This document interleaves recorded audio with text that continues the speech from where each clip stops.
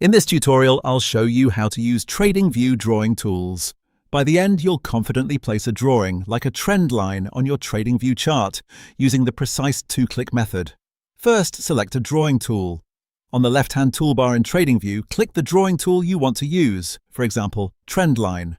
You'll see your mouse cursor change to indicate the tool is active. This confirms you're ready to draw on the chart.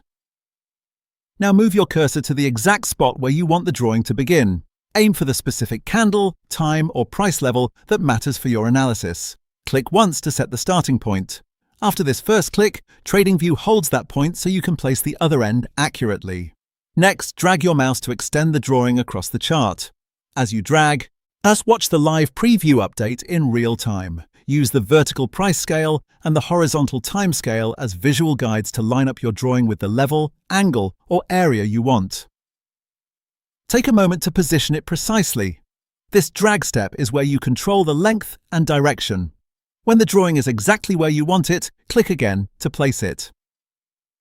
That second click finalizes the drawing on the chart. You should now see the line fixed between your first click and your second click.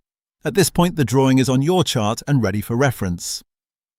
The click once, drag, click again process works the same way for tools like Trendline and similar drawing tools in TradingView, so you can repeat the exact steps whenever you need another mark on your chart. That's all there is to it. Select the tool, click once to start, drag to position, and click again to place. This does not change your data or place any trades. It simply adds the visual drawing to your chart for analysis. Your TradingView drawing tool placement is now complete and working.